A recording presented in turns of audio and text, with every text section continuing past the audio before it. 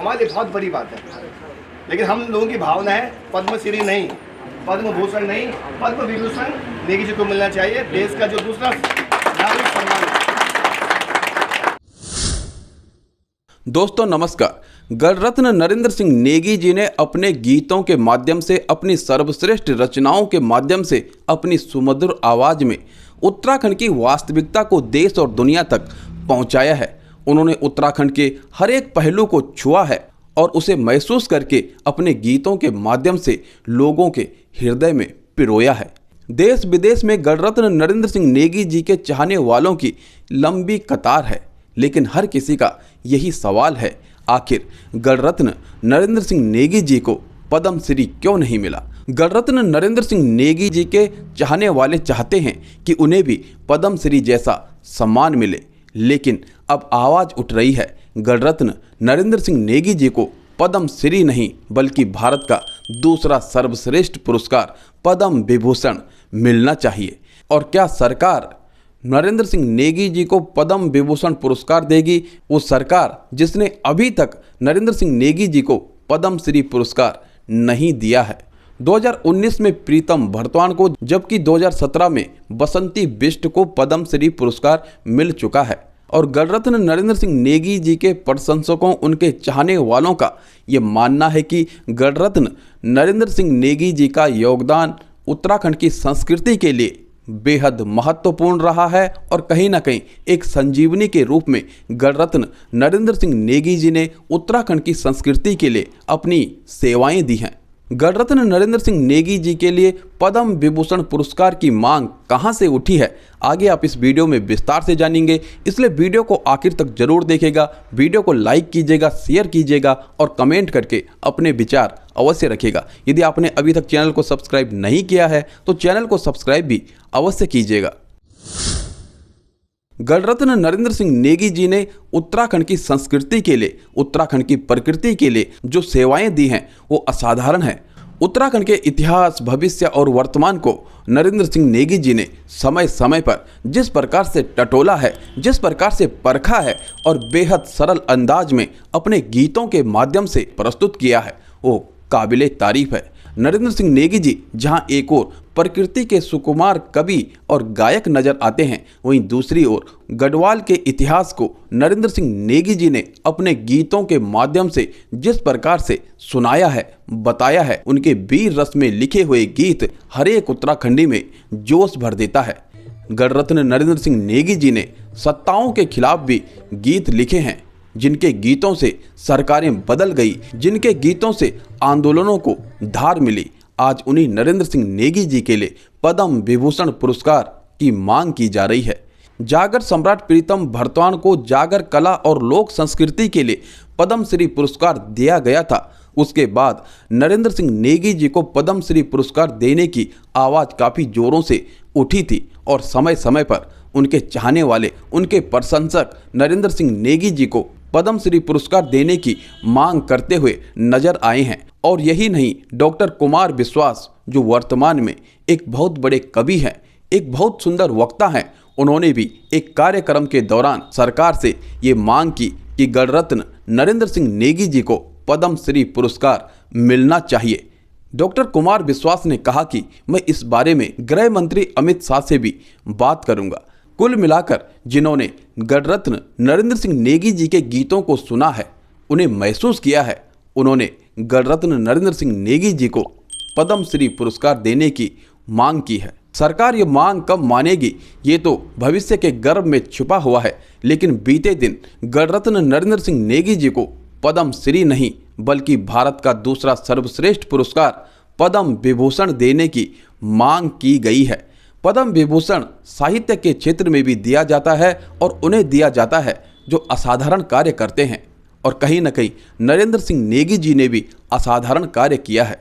उत्तराखंड की एक एक खूबी को, उत्तराखंड की प्रकृति की एक एक विशेषता को, उत्तराखंड के रीति रिवाज को, उत्तराखंड को हर तरह से नरेंद्र सिंह नेगी जी ने अपने गीतों के माध्यम से, अपनी कलम से जिस प्रकार से पिरोया है, वो कहीं ना कहीं असाधारण कार्य ही है। यदि उत्तराखंड को एक साथ बहुत कम समय में बेहतर रूप से जानना है तो गणरत्न नरेंद्र सिंह नेगी जी के गीत इसके लिए काफ़ी उपयोगी हैं।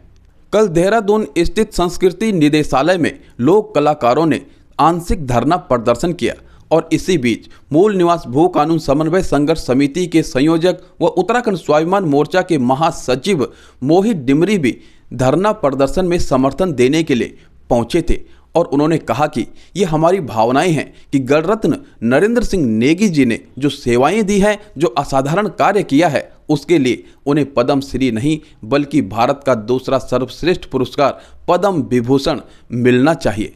मोहित डिमरी ने अपने भाषण में और क्या कुछ कहा, लोक कलाकारों के पक्ष में क्या कुछ कहा, आगे आप विस्तार से सुनेंगे, इसलिए वीडियो को आखिर तक जरूर देखिएगा। वीडियो को लाइक कीजिएगा, शेयर कीजिएगा और कमेंट करके अपने विचार अवश्य रखिएगा।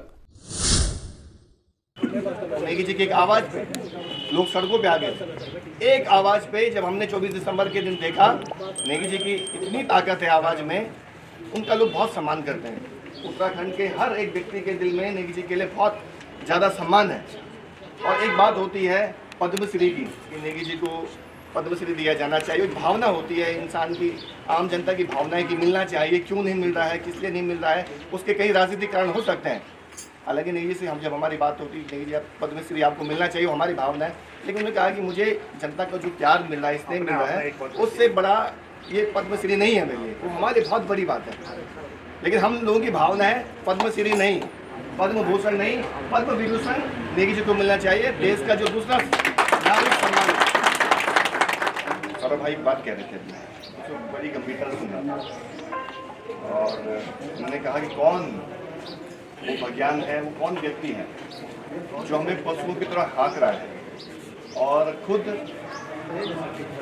मलाई चाट रहा है। वो जो विज्ञान है वो इसी यहाँ अंदर बैठे हुए हैं, वो सीधे तौर पे बोल नहीं पाए। सौरभ भाई, जो लोग हैं वो संस्कृति निदेशालय में अंदर बैठे हुए हैं, जो आपके खून पसीने की जो आपकी मेहनत है उस पर टाका डाल रहे हैं। इनके खिलाफ खुले तौर पर मोर्चे खोलने की आवश्यकता है। इनसे डरने घबराने की आवश्यकता नहीं है, क्योंकि आप देखिए कलाकार कैसी परिस्थितियों में काम करता है, किस तरह के संकटों से जूझता है, वो हम सब लोग जानते हैं। और जिस तरह का शोषण हो रहा है, ऐसा शोषण मैंने कहीं नहीं देखा, कहीं भी नहीं। निदेशक के पद पे जो बैठे हुए हैं बीना भट्ट जी, वाकई में उनको बर्खास्त किया जाना चाहिए। मैं तो कहूँगा उच्च स्तरीय जांच होनी चाहिए। इन्होंने इतने घोटाले कर रखे हैं यहाँ, इसकी उच्च स्तरीय जांच होनी चाहिए और दूध का दूध, पानी का पानी होना चाहिए। आज मैं देख रहा था कई कलाकार यहाँ पे अपनी पीड़ा जाहिर कर रहे थे, उनके आंखों के आंसू देख हम समझ सकते हैं कि किस तरह की भावनाएं हमारे कलाकारों की है, कैसे कैसे अपने परिवार का भरण पोषण हमारे कलाकार चला रहे होंगे। ये अपने आप में बहुत ज़्यादा हम सब के लिए चिंता का विषय है। और मैं समझता हूँ कि हमारे कलाकार भाइयों को एक होना होता है। एकता में बहुत बड़ी ताकत है, जो मैं आज तक कमी देख पाया। आखिर इनकी इतनी बड़ी हिम्मत कैसे हो जा रही है?